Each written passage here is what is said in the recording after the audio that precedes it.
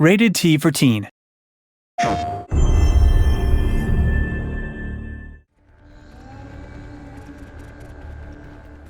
Returnal is a third-person roguelike sci-fi shooter for the PlayStation 5.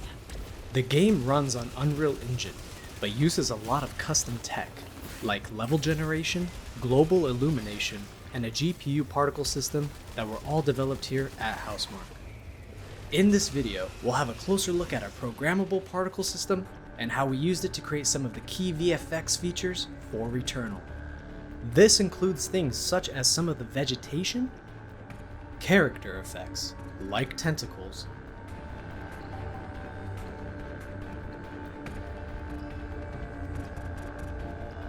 and volumetric fog driven by fluid simulations.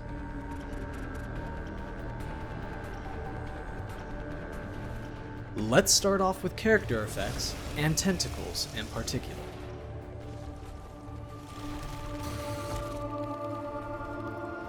Tentacles in Returnal are constructed from chains of particles. Our VFX engine allows particles to have parent-to-child relationships. That means each child particle can read its parent's data, including its position. We're also allowed to write custom behavior per particle. Here we give the first couple of particles some velocity and tell the rest to follow them. With the ability to customize the particle behavior and data, we can tell each particle to store its rotation as well. With position and rotation data available, we have enough information to create a smooth 3D surface between parent and a child particle. Let's make some of these particle chains follow a moving object.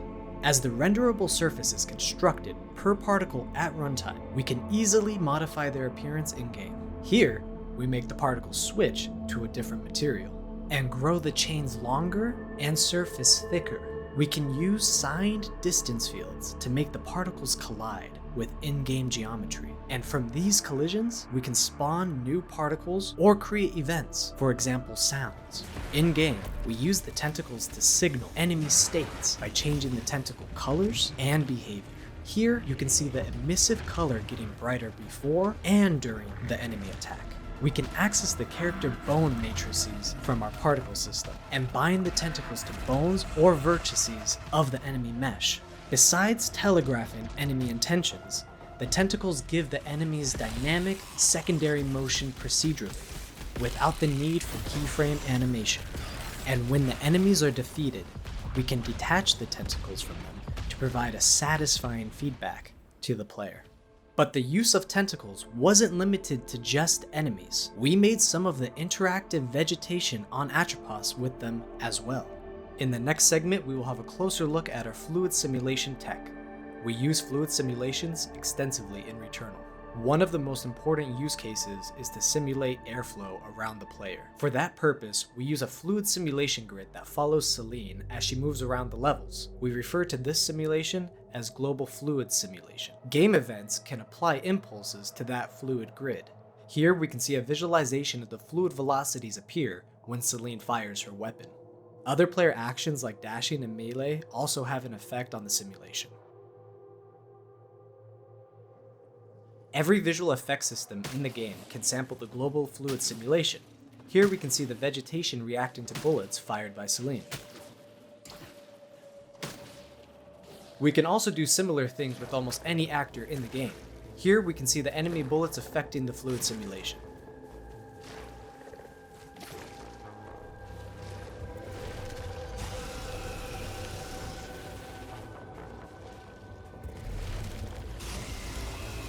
In Returnal, we use a lot of volumetric fog in our levels. The fog density can be affected with the global fluid simulation, making the fog more reactive.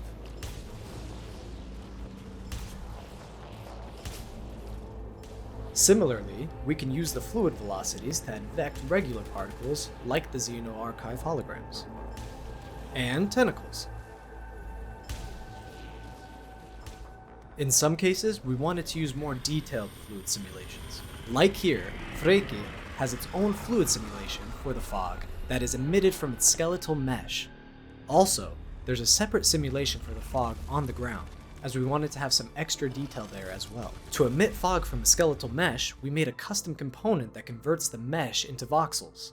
Each of those voxels can emit fog density, and VFX artists have full control of the emission logic on a per voxel basis. To make the fog look more interesting, we can ramp up the density amount and add turbulence into the simulation. Volumetric fog isn't the only way to visualize the density field though. We can do isosurface extraction from the simulation data and give the effect a more solid appearance. This technique was used to bring some of the alien technology and cosmic horror elements on Atropos to life.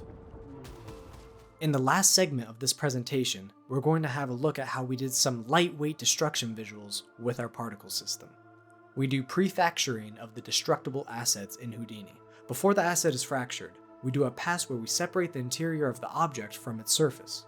Here, the object on the left is the source mesh, the object in the middle is the fractured interior, and the object on the right is the fractured exterior. We export both the interior on exterior meshes from Houdini to Unreal Engine, using a custom format that allows us to retain information such as bounds and pivots. To keep things lightweight, we don't do RBD at all. Instead, everything is done via particle simulation. By using particle simulation only, we can keep the performance costs low enough to afford 1,000 pieces per destructible object and several destructibles on screen simultaneously. When a destructible object receives damage, we start detaching the exterior pieces from it first. When its health reaches 0, the whole thing collapses. During collapsing, we take advantage of our particle hierarchies and group particles together. This allows us to move groups of particles together and make them appear as if they were a single bigger piece. When the particle group collides with SDFs, we can detach child particles from it.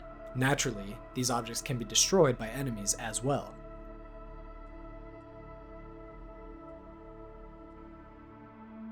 And we can use the tech to destroy some of our mechanical enemies. The body of the Nemesis boss was rendered and simulated entirely using the particle system. Per particle control of the pieces allowed us to animate them, based on where the player bullets hit. We also used a sparse fluid simulation and voxelizer for the Nemesis's head as well. In the later stages, we made the pieces move around by themselves to support the dreamlike atmosphere of the encounter.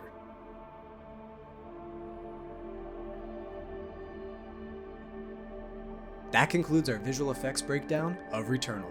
We hope you enjoyed it, and thank you for watching.